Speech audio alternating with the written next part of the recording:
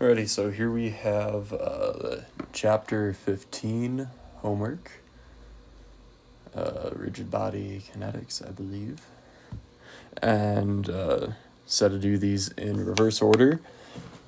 Honestly, not sure if I like the reverse order or not. I mean, I definitely felt like the problems got easier with time, which I guess is good, and then you can kind of go back and rebuild the foundation, but it was definitely a little confusing at first. But first problem, we have a 3-inch radius disc spins at a constant rate. Omega 2 equals 4 radians per second, and then about an axis held by a housing attached to a horizontal rod there. It rotates at a constant rate, where omega 1 equals 5 radians per second. Knowing that that is 30 degrees, determine the acceleration of point P on the rim of the disk. So we know that the total omega for the system is equal to those two combined, because we have an acceleration, or we have omega there and omega going around. And we know that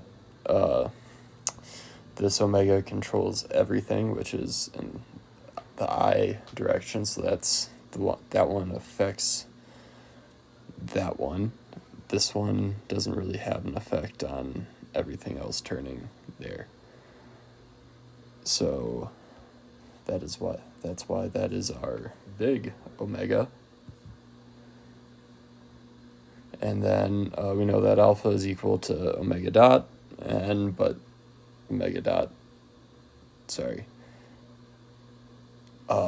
little omega dot with the frame is not accelerating, or that is equal to 0, so that is equal to, so we can cross that out, and then we have our big omega crossed with our little omega, and we get our alpha is equal to, we do our cross product, and we get our alpha is equal to negative 20 radians per second squared in the j direction. So that means like going around there, going around the y-axis. And so and we're looking for the velocity of p, which we know is the omega crossed with the radius of p, and so up here we calculate our radius of p from the center, which the x, that's going to be the cosine, as we know there, and then the height is going to be the sine, so the I and j directions. And after we do cross products, we can get the velocity of p broken into components. And for motion about a fixed point, we know that acceleration is equal to alpha crossed radius, which is the tangential acceleration, and then we have omega times omega crossed with r, which is the normal acceleration. But you gotta remember, omega crossed r is also equal to v, so that will be our v of p, I believe. And as we go down, we do our separate cross products, and you can see here, we know that we have an acceleration of negative 20, even though parts of it were 0, not the whole system is done accelerating. And then once we combine our like terms here, we get the acceleration of p is equal to negative 3.464 feet per second squared in the I direction, negative 5.125 feet per second squared in the j direction, and 8.66 feet per second squared in the k direction. And for problem 9, that's for space. We know that the instant shown, the rod attached today, has an angular velocity, so that guy of 5 radians per second counterclockwise, so go in that direction, and an angular acceleration of, or alpha of 2 radians per second squared clockwise, so that way. And then we need to determine the angular velocity and angular acceleration of the rod attached at B. And so first thing we gotta do is do a little bit of geometry, find our angle P here, which first, that's 110, because straight line is 180, and we already have 70, so we get 110, and we have 25, and so a little bit of algebra, we get that the angle BP BPA is equal to 45 degrees. Then we can do the law of sines to find the lengths of AP and BP. And then a little bit more geometry. R of A to P is equal to the length times our angles, and we get our components there. 0.1123i plus 0.2409j, and this is all set up for later on, because we do a lot of velocity with relational velocity as well. And then we have r of b to p of 0.1195 times sine of 70 for the I direction and cosine 70 for the j direction, and we get 0.11223 or 0.1123 in the I direction. That's going to be in meters, and 0.0409 meters in the j direction. And we know that the angular velocity of AP is equal to 5k, because you can't see it, but k is coming like at us, or it's going around. So, and WBP, again, it's going to be in the k direction, but it's omega BP k direction. Then we know that alpha for AP is equal to -2 radians per second squared, so that way. And then alpha BP is equal to alpha BP in the k direction as well. So we know that velocity is equal to omega times radius, and so we can find velocity of P by doing that, because we know AP, and then we know the radius as well. So once we do our cross product, we get the V of P is equal to -1.204 meters per second in the I direction and 0.562 meters per second in the j direction. And this is also a plane motion, because again, we're just dealing in x and y for the most part. And we have omega in the k direction, but things aren't coming at us or going away from us in velocity. So we can use alpha of k crossed with r minus omega squared times r. So doing that down here, let's see, we have alpha AP, we have r of A to P, and then we have omega AP, and again we have RP, so we can find the acceleration of P, which is -2.326 meters per second squared in the I direction and -6.247 meters per second squared in the j direction. And we're going to do P velocity relative to B, because we are trying to find the angular velocity and acceleration attached to B, so we're trying to relate this down the line. And so this is where it gets a little bit confusing for me, but we end up using a moving reference frame down the road. But velocity relational, look up here. We know 70 going down to 9, this is a 90-degree angle. That's going to be 20 degrees between B and P. And so we know that U is going to be velocity, and then, but with 20 degrees in that direction. And so we can put that into components. And then the acceleration is going to be U dot, which is U with a time derivative with the same directions. And so VP prime, which is relational, if I'm not mistaken, I might need to go back and recheck that. It's been a little bit since I've done this one, but looking for omega BP, which we don't have quite yet, but we have R of B to P, and so we can get that for later. And this is the same thing as above, plane motion, and we don't have alpha BP yet, but we can sub it in for later on, and that's our outcome there. And I like to just put everything that I'm trying to use on the side from the lecture slides also, but we know that VP is equal to VP prime plus V relative.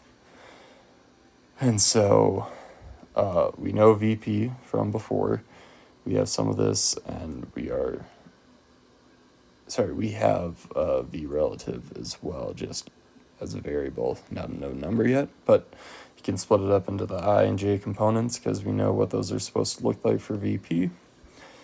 And then if we can do some row echelon form. You could put it in a calculator, or I did not. I probably should have. Probably be easier, but do some Gaussian elimination, I believe. And we get u is equal to negative 0.939 meters per second, and that means omega BP is equal to 7.86 radians per second, which then, for our relative velocity, we can plug that in for u, and we can get our components there. And then we also need to find the Coriolis acceleration, which we know is equal to 2 from this part here, 2 omega, big omega BP crossed with the velocity relative, which is equal to 2 omega BP to k crossed with v of b to p.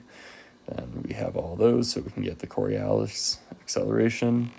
And after all of that, sorry, this is one of our answers, actually. And then, final answers, and then we can get our final acceleration of p because we have all components. Correct? Yeah, sorry, we have at least fill-ins for all those. And so that will allow us to find alpha BP later on as we are looking for still u dot and such. But again, we can fill things in, move things over, do a bit of algebra, do some more algebra for the j direction, and then again we do some elimination, and we can get u dot is equal to 3.06 meters per second squared, and then that allows us to fill in for alpha BP which is equal to 81.1 radians per second squared. And for number 8, we have a 3-inch radius drum is rigidly attached to a 5-inch radius drum as shown. One of the drum rolls without sliding on the surface shown, and the cord is wound around the other drum, knowing that at the instant shown nd of the cord has a velocity of 8 inches per second and an acceleration of 30 inches per second squared, both directed to the left. Determine the accelerations of point A, B, and C of the drums. So this part's having the wire, and this part's rolling on the surface. This problem is definitely very confusing to me. I believe with the learning what the tangent and normal are, I still have a lot of work to do with that. But got a basic understanding. So we know, VD and VB are equal to each other. We know that they are going that way. That's part of the cord.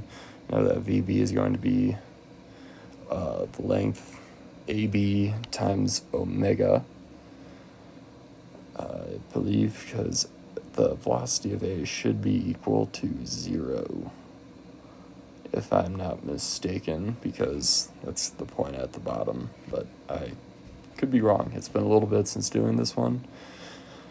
But from the center, we know that that is 2 inches, or 5 minus 3, and then that allows us to find omega, which is equal to 4 radians per second. And we have plane motion acceleration analysis. And we know that the acceleration of A is going to be upward because it's the only way. It's not tangentially accelerating at all. And we know that the acceleration of B is 30 to the left because that's given. And then we also know that there is an upward acceleration of B as well. And so we also know that A of G is accelerating that way and such.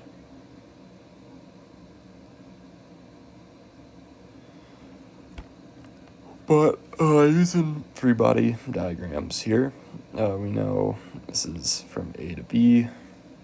This is a reference plane.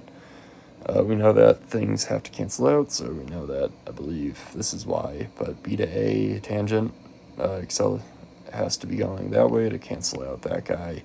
And then the normal force of B must be going that way to cancel out the B normal force, or the other B normal force instead of the B to A normal force. And so we know that acceleration of A is equal to AB, or acceleration of B plus the acceleration of B to A tangent plus the acceleration of B to A normal. And we know that the acceleration of A goes upwards, which involves the acceleration of B, which goes to the side. Again, having to look at the answer key quite a bit for this guy. I kind of liked how we just used arrows to go over direction, and I believe the tangent acceleration is also because it might be in the direction of the motion, which I put there as a note, but I am not completely sure. My thought is to cancel it out because you know that there's an acceleration that way and the acceleration of A has to be going up. But I could be wrong, but again, the arrow's kind of nice to put things out, or you can just use I and J, which I kind of do later on. Again, I mean, I here. But for that direction, we know that is equal to 0, so 2 alpha minus 30 is equal to 0, so alpha equals 15. And then we still don't have an acceleration of A or an omega. No, we do have an omega. Sorry, we don't have a AB normal, I believe. So that's about as far as we can go with that at the moment. But then for G to A, we have AG normal, which goes towards the center, and then AG tangent, which I'm a little confused why things go different ways. Not entirely sure yet. Might need some clarification on that later. But we know the acceleration of A is equal to the acceleration of G plus the distance from G to acceleration of G to A tangent plus the acceleration of G to A normal. And so we know that G to A normal is equal to the radius, up here, radius times alpha. Radius times omega squared. And then we also have radius times alpha for the tangent. And so if we know AG has to go that way, and we know that A is only going up, we know the tangent has to go that way. Again, like the arrows, same thing as I and J, but a little different, and then we can split that up. We know that AG minus 3 alpha is equal to 0, so that means we know alpha, so we know that AG is equal to 3 times alpha, which equals 45 inches per second squared, and then we know the acceleration of A is equal to 3 omega squared. We know omega from earlier, so that means that acceleration of A is equal to 48 inches per second squared, going up. And then we know that AB is also equal to AG plus G to B tangent plus the acceleration of G to B normal. And again, using our equations up here for A to B is equal to R alpha, or for tangent, and then A to B normal is equal to R omega squared. We fill everything in. Again, we don't know what AB quite is yet, but we have values here, so that allows us to put this into components and eventually find the overall acceleration of B and also the angle, which we have there. And then for AC on there, which is over here, we know the acceleration is going to be there, and then tangent's either going up or going down. We know that the acceleration of G is going that way, a G to C normal is going in, but then a G to C tangent should be following motion, I believe. Or I guess if everything is rotating this way, that would mean that AB is going, or A would be going that way. I guess that makes sense, and then, yeah, that makes sense. So acceleration of C directionally is equal to the acceleration vector of G plus A G to C tangent plus acceleration G to C normal. We know AG already, and we have 5 alpha plus 5 omega squared. Again, we know the directions of these as well, so we can split those up, and that allows us to break them into components, which we can find the overall acceleration because we know all of those already, or have pieces for them. And then we can also find the direction from there. So very similar to finding it for acceleration of B above. Then problem number 7, we have more of a constraint here, only being able to go up and down. Knowing that at the instant shown, crank BC has a constant angular velocity of 45 revolutions per minute clockwise. Determine the acceleration of point A and of point D. So we have omega BC is equal to 45 RPMs, which we can convert to radians per second, which is 4.71. We know it's going clockwise, so that might be considered negative. And then we can find the velocity of B, because we have the radius BC and the omega BC. So since that's 4 here, the velocity of B is currently going up because remember it's crossed. So that is equal to 18.85 inches per second. And then this got me a little confused, but allegedly VA is equal to VB because they are parallel and such, and that it's going up. Because to me, I know it's instantaneous. Oh, because they are parallel, actually, because VA is constricted between those balls, and we know that VB is going directly up. So that means that VD is also going directly up. And we got to remember that's instantaneous as well. Here's an add note.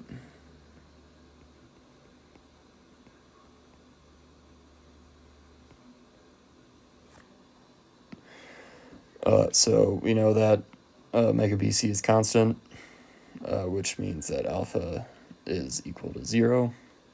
And for BC, since alpha is equal to 0, we know that the acceleration of B tangent is equal to 0 from that guy. And then the normal is equal to the radius times omega squared, so put in our values for B normal there. And some little notes. But then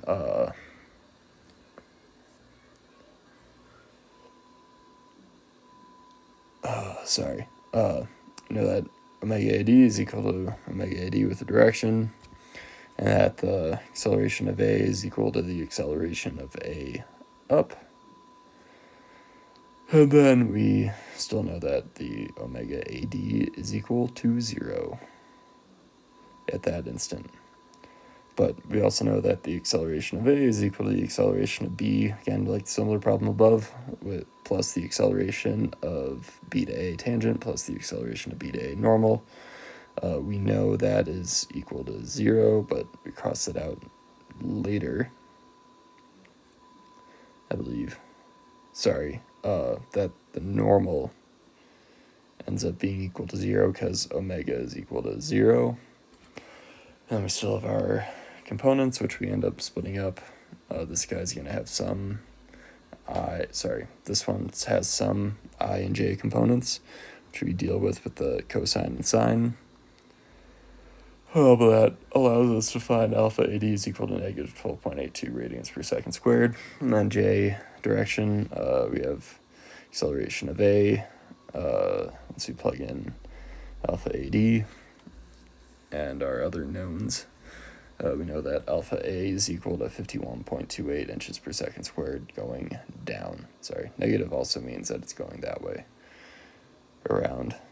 And then for the acceleration of D, we know that is equal to the acceleration of B plus acceleration of BD tangent plus acceleration of B to D normal. And so we know alpha AD now. We still know that omega AD is equal to 0, so we can cross that out. And then we can find the acceleration of X and Y components for D. And then put them all together once we find them, and to find actual value once we square them and square root them, and direction. So acceleration of D is equal to 184.91 inches per second squared, and omega is equal to 16.1 degrees.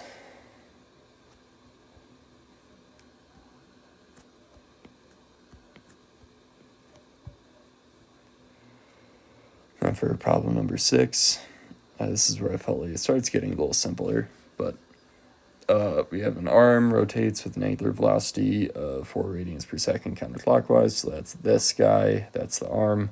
But then we also have gears intermediate gear B is equal to 8 radians per second, so that's this guy, which then causes rotation. If that's going down there, that means A is rotating that way. So in the opposite way, but then if this is going this way, that means that is going in that direction for C. So just a visual there, but we're looking to determine the instantaneous centers of rotation of gears A and C, and then the angular velocities of gears A and C. So that means, we know that the omega of ABC is equal to 4 radians per second. The velocity of A is equal to the RAB times omega ABC. So that means how fast that part is going, and we know it's going down because that's the way it's pointing at that point. And we know that the velocity of A is equal to 1.2 meters per second down, and then C ends up being the exact opposite, going up with 1.2 meters per second up. And then we know that looking at this V1, which I put as the right one here, and then V2 are, we can line up and find our center of rotation for B, and we know that V1 is not spinning as fast because it is equal to radius times omega, and so 0.1 radius times 8 is equal to 0.8 meters per second going up. And we have V2 is equal to 0.2 times 8, which is equal to 1.6 meters per second, and that's going to be going down. And if you take it, you find that it ends up going through the middle.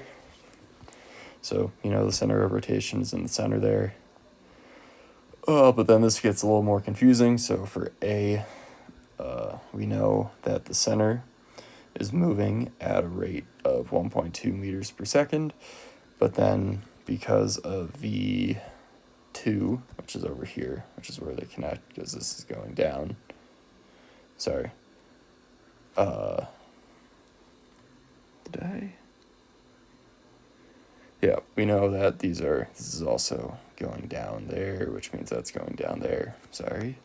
That's equal to 1.6. So if you take the slopes and such, we know that omega has to be the same at all of these, and we know that velocity is equal to omega r, or length and such. So length is kind of how far out from the center it goes. And so we know that omega, or delta V, is going to be equal to delta length, or delta r, times omega and such, or at least that's how I have thought of it in my head, which I believe I put here, because the further out it's a linear pathway going up. And so we get omega A is equal to V1 minus VA over the change in distance, which is equal to 0.1. We get that omega A is equal to 4 radians per second going this way. And then that allows us to be able to find the length, because now that we know omega, we know that the length is equal to velocity of A divided by omega A, which we get there. 1.2 divided by 4 is equal to length A is equal to 0.3 meters, and that is going to be to the left of the center of A, with omega of A being 4 radians per second, going that way. And then we do the same thing for C, pretty much the exact same thing, except we know that's equal to 0.8 on the far left side of it, and we know that the center is moving at 1.2 meters per second. And so we take the change in velocity over the change in radius, and we get omega C is equal to 2 radians per second. So going that way. No, that might be wrong.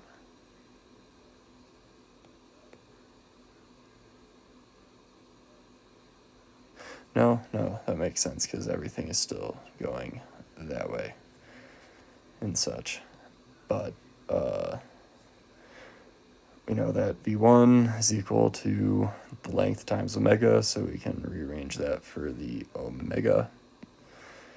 And we get that omega or the length is equal to 0.4 meters, but then that does not equal everything in between. We also have this 0.2 here, so we add the 0.2, and that means that the instantaneous center is 0.6 meters from the left of center of C, and that omega is equal to 2 radians per second in that direction.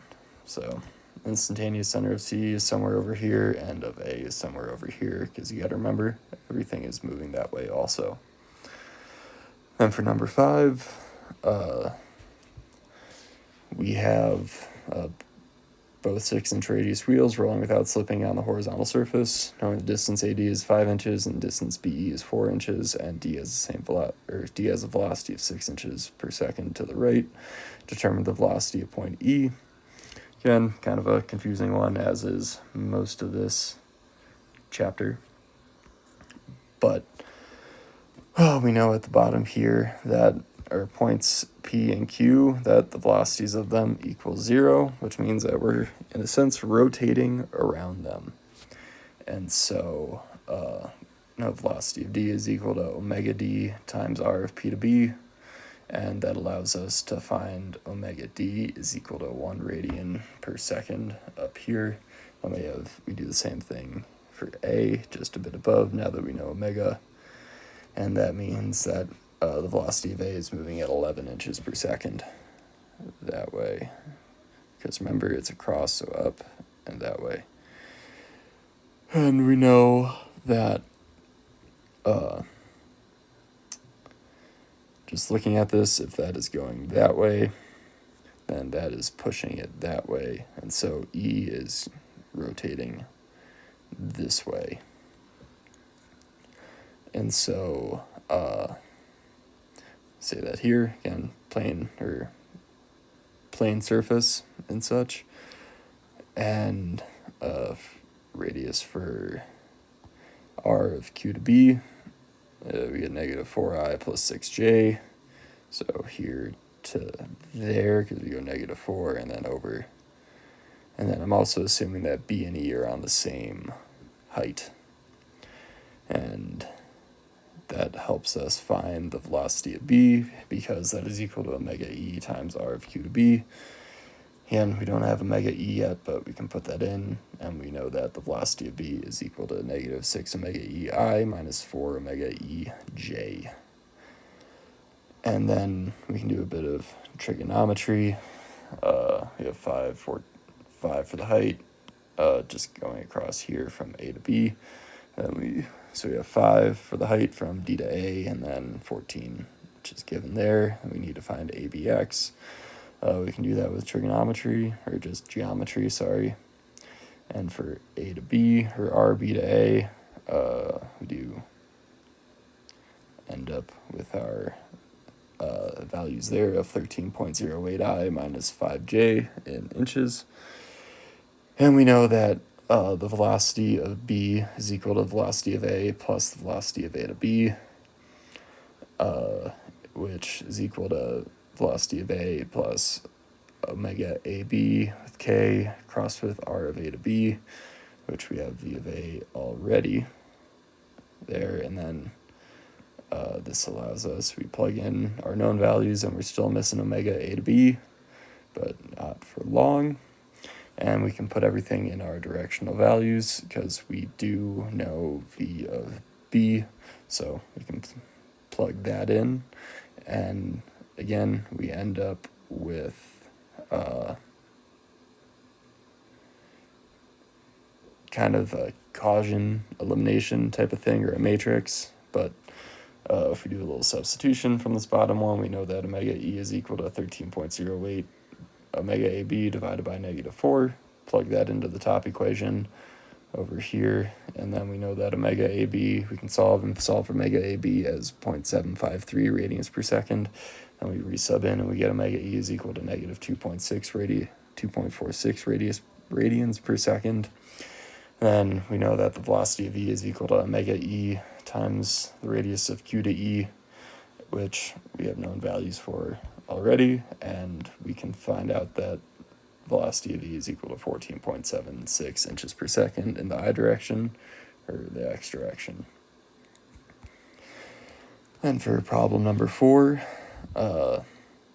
we know that A is physically restrained, so velocity has to only be going on the x direction, and we know that the omega dE is equal to 2.4 radians per second in this direction. And so we knowing that the instant shown, the angular velocity of rod dE is 2.4 radians per second clockwise, determine the velocity A, the velocity of point B, so we're looking for that and that. And so we know that the velocity of D is equal to omega dE times RdE, which is here. We know it's going straight up. And so we have omega dE already, and we have the distance, so we get 0.288 meters per second straight up. And then we can figure out the radius of D to A, which is 0.08 meters I plus 0.15 meters J. And we know that omega AD is equal to omega AD with the K direction, and that VA is equal to VA in the I direction. And we know that VA is equal to VD plus VD to A, and we have VD already, and then we have omega AD K crossed with RD to A, which is this part. And so this allows us to add these components together, and as you can see here, we get I and J components. We know that everything is going to end up being in the I direction, but we know that the J components must cancel out, so that allows us to find omega D here because they have to equal 0, so omega D equals negative 3.6 radians per second, or 3.6 that way. And then that allows us to find the velocity of A, which is equal to negative 0.15 times omega AD, which plug in our negative 3.6 radians per second for that, and we get velocity of A is equal to 0.54 meters per second in the I direction, or positive I direction. Then we can do the same thing for B, and we know that our BD is equal to, using this guy here and such, the negative, it's a equal and opposite, or not totally equal, but equal in directional magnitude like that, not necessarily in the actual magnitude says. So that's where we do the negative 6 over 15 for the total length of the components, but same directions, but opposite, because we go up and to the right, which is positive, and here we go down and to the left, which is negative. So we get R of D to A, D to B, no, wait, sorry, I am correct. R of D to B is equal to negative 0.032 meters in the I direction and negative 0.06 meters in the J direction. And so we know that V of B is equal to VD plus V of D to B, and which is equal to omega AD crossed with RD to B. So again, we know all values for that, and we have our components, we're able to square the components, add them together and square root them, and we can get a direction as well from the components as well. So we have V of B is equal to 0.457 meters per second, 61.82 degrees up and to the left. And for problem number 3, the disk is shown moves in the xy plane, and knowing that V of AY is equal to negative 7 meters per second, VB of x negative 7.4 meters per second, and VC of x negative 1.4 meters per second. Determine the angular velocity of the disk and the velocity of point B. So we know the velocity of B to A is equal to omega K crossed with R of A to B, and we have those components, but that allows us to say V B to A, this is all set up, as equal to negative 0.6 omega I plus 0.6 omega J. And then the velocity of A to C is omega with K crossed with R of A to C, which is omega K crossed with 1.2 I, and so we get V of A to C is equal to omega 1.2 omega J. And the velocity of B is equal to the velocity of A plus the velocity of A to B. And so we don't have all of those yet, but we can plug in some things, and we can split everything into components here. And so we get for the x direction, negative 7.4 is equal to VA of x minus 0.6 omega, and then we have VBY is equal to negative 7 plus 0.6 omega. So can't do anything with that yet, but we will later. And we know that the velocity of c is equal to v of a plus v of a to c, and again, we have components that are given to us. We don't have everything quite yet, but we divide everything into components, and we know that, did I do that right?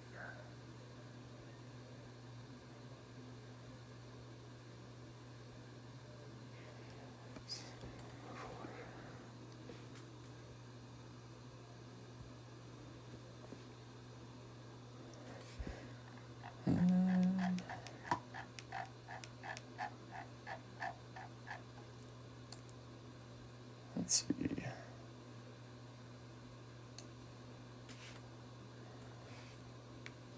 Oh yeah, because we know that from above up here that the velocity of a to c is only in the j direction. And so that allows us to, with above here, with the x direction, we only have v of a of x is equal to negative 1.4. That allows us to find v of a of x. We can plug that into up here, which allows us to go down here, and we find omega, which we don't actually need vcy. But then that allows us to find vby. Omega is also one of our final answers. Omega equals 10 radians per second that way. And then it allows us to plug in omega to find vby. And then once we find vby, we can plug in to find the total magnitude. And I guess it didn't find direction, but we can also just leave things in our regular I and j components. Then for problem number 2, we have a gear up here rotating, a gear over here, which is loading up a thing, or trying to carry a load up 20 feet, or hoisting up a load 20 feet. Gear A is initially at rest, accelerates uniformly to a speed of 120 RPMs in 5 seconds, maintains a constant speed of 120 RPMs after that, and then we need to determine the number of revolutions executed by gear A in raising the load and the time required to raise the load. So first thing I did, we gotta say omega of 0 is equal to 0, and convert things to our final omega. We convert the revolutions per minute to radians per second, and that is equal to 12.5 radians per second, or simply 4 pi. And we know that alpha for the first 5 seconds is equal to the change in omega divided by time, and that equals 2.51 radians per second squared. That's our alpha. For total revolutions, we have 20 feet, and we have 15 inches going around. That got me at first. I did 18 originally. And then that allows us to find how many radians it takes to rotate around to get this from here to there and such. So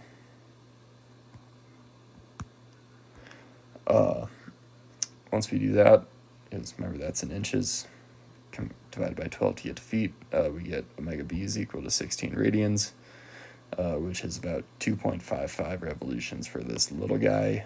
But then for travel, we know that total distance must be the same. So the radius of b times radians of b is equal to the radius of a times the radians of a, or times omega of a. And so we have 18 times 16 is equal to 3 times omega a. That allows us to find omega a is equal to 96 radians. Then you divide by 2 pi to get revolutions, and that equals 15.28 revolutions for gear A to get the load from there to there.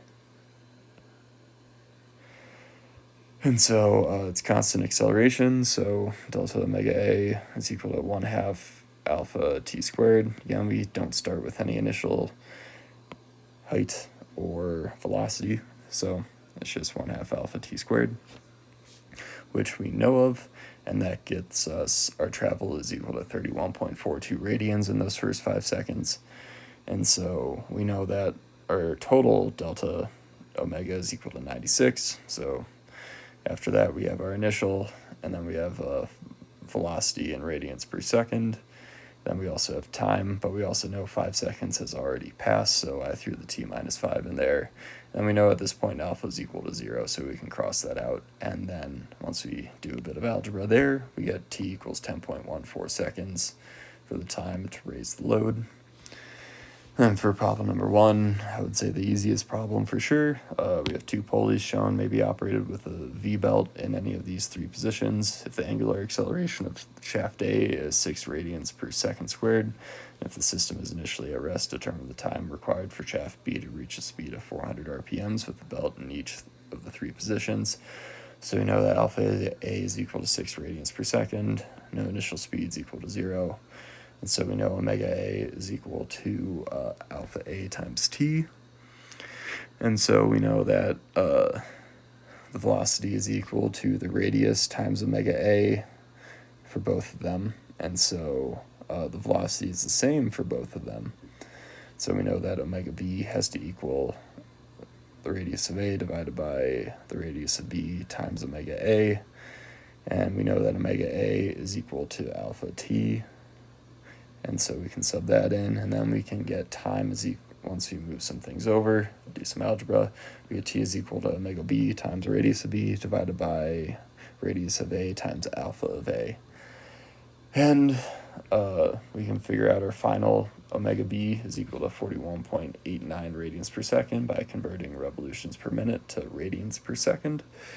And then it's just plug and chug from here because we already have our equation that works for all. And for once you plug in 2 inches for omega b, for radius b of the first one, and 4 inches for radius A of the first one, we get t1 is equal to 3.49 seconds. For the radius of 3 for both A and B, those cancel. We get t2 is equal to 6.98 seconds.